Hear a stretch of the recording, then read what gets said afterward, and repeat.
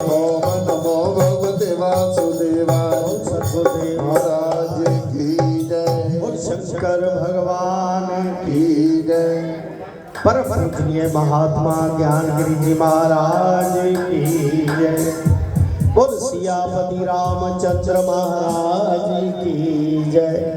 पवन सुत हनुमान की जय। बोल राधा कृष्ण भगवान की जय। बोल गीता माता की जय। बोल गंगा जमुना सरस्वती माता की जय। सचिया जोता वाली माता जी द्वारी सदा की जय। गुरु रूप सासंग जी, जैसा कि नियम था पूरे महीने का पाठ वो समापन की ओर है। सुबह 9वें अध्याय का पाठ और अंतिम श्लोक गीता महात्म, उसका महात्म, उसका फल क्या है, कल 8:45-9 बजे के बीच वो गीता पाठ के अंतिम श्लोक होंगे।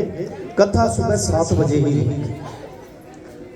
6:30 के बाद जो भी समय मिलेगा 6:40, 6:45, 50 पूरे 9वें अध्याय की हो जाएगा। जब अंतिम बीच में शब्द कीर्तन बोलो 9 बजेंगे, उसके बाद अंतिम श्लोक। बोल शंकर भगवान की।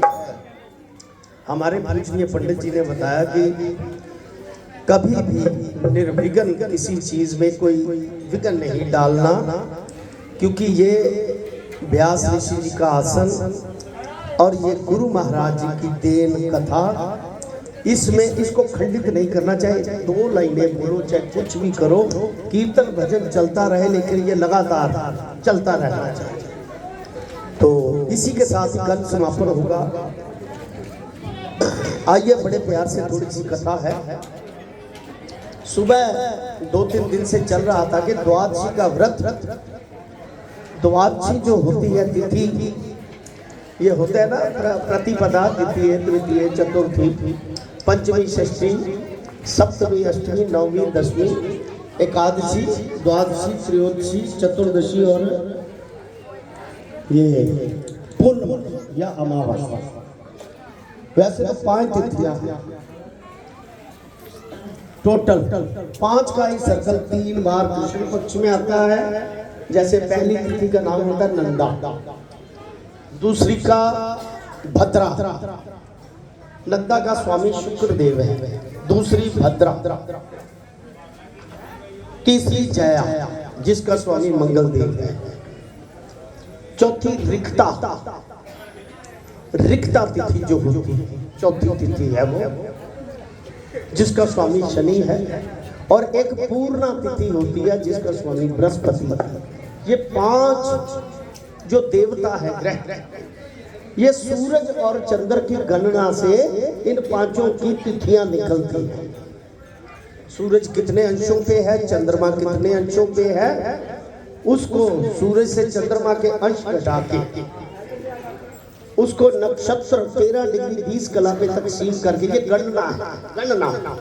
तो जो नीचे बचता है लब्धि जिसे कहते हैं, मान लो 6 बच गया तो आगे लब्धि कुछ कला भी कला की है, 6 डिग्री आ गया तो सप्तमी तिथि, ऐसे ये सारी कैलकुलेशन है। कैलकुलेशन हाथ से भी होती है।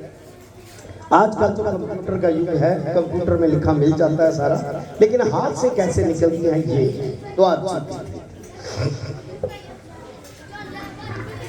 इसका व्रत रखने से ये कहां से शुरू करना है, मार्गशीर्ष महीने से शुरू करके और पौष शुक्ल द्वादशी, माघ शुक्ल द्वादशी से शुरू करके पौष शुक्ल द्वादशी तक इसका उद्यापन व्रत रख के बाद में इसका अन्नदान जो भी विधि बताई है मंत्रों के साथ जाप करके इस व्रत को पूर्ण करने से भगवान सभी पापों का नाश कर देते हैं और अपने चरणों में उनको स्थान देते हैं। अब आइए इसके आगे की कथा। हे द्विजोत्तम नारद, भगवान श्री नारायण जी के प्रसाद के ध्वजारोहण नामक एक अन्य व्रत के महात्म के विषय में सुनिए। भगवान श्री विष्णु के मंदिर में उत्तम ध्वजा, ध्वजा कहते हैं झंडे के समारोहण करने वाले भक्त को इतना पुण्य फल मिलता है जो मंदिर में झंडा चढ़ाते हैं ना, क्योंकि झंडे में बजरंगबली का वास होता है, हर मंदिर में झंडा होगा। कलयुग में सुरक्षा के लिए बजरंगबली, उनको वरदान है कि आपने कलयुग में अपने भक्तों की रक्षा कर, तो वहां पर इनका वास होता है। कहते हैं उनको इतना पुण्य फल प्राप्त होता है कि ब्रह्म आदि देव भी उसकी पूजा करने जाते हैं। ब्रह्मा कहते वो भी इतने प्रसन्न होते हैं, उनको प्रणाम करते हैं कि तुमने मंदिर में झंडा धर्म की स्थापना की, झंडा लगाया।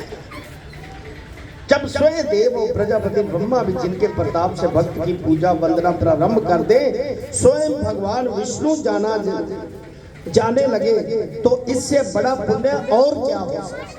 यानी कि वो विष्णु रूप हो जाता है, क्योंकि ऊर्जा तो सब में एक है, आत्मा तो सब में एक है। प्रभु की आत्मा में जब लीन हो जाए तो समझ लो विष्णु रूप हो, जिसको सब एक जैसे दिखाई दे, वो निर्लेप है, जिद्दे जी मोक्ष। किसी धनवान और समृद्धशाली व्यक्ति को 1,000 बार 1000 बार कुल 10 सिक्के स्वर्ण दान करने से जो पुण्य प्राप्त होता है, वही पुण्य मंदिर में भगवान विष्णु की ध्वजा आरोपण करने से, ध्वजा के समारोहण से प्राप्त होता है। जो सोने का दान होता है ना, 1000 पहले अशरफियां चलती थी और कई तरह के सिक्के सोने के चलते थे। कहते वो भगवान विष्णु के ध्वजा के समारोहण करने पर, झंडा लहराने उसको मिलता है। अब विष्णु से ये ना समझ लेना कि अकेला विष्णु, सारा जगत विष्णुमयी है। शंकर जी विष्णुमयी है, माता विष्णुमयी है, भगवान ब्रह्मा जी विष्णुमयी है, सभी विष्णुमयी। वैष्णव, विष्णु का मतलब वैष्णव, सारे। जो व्यक्ति इस व्रत का संकल्प लेता है, उस महानुभाव को कार्तिक मास की शुक्ल दसवीं तिथि प्रातः नित्य निमित्त कर्मों से निवृत्त होकर विष्णु भगवान की प्रतिमा के सामने हरि नाम का कीर्तन करना चाहिए। उसे भगवान हरि के नाम का कीर्तन करना चाहिए। इसमें रात्रि जागरण का महत्व बड़ा है। यदि शारीरिक स्थिति इसकी आज्ञा ना दे, ये सुन लीजिए बात बड़ी गौर की, शारीरिक स्थिति भजन कीर्तन संसद की इजाजत ना दे, तो जमीन पर लेट के उसका सिमरन भजन करते रहो। कोई आसन की बात नहीं, कोई कुछ नहीं, क्योंकि भाव को समर्पण करना और कुछ नहीं। और हरि नाम जपता रहे, लेट के जपता रहे।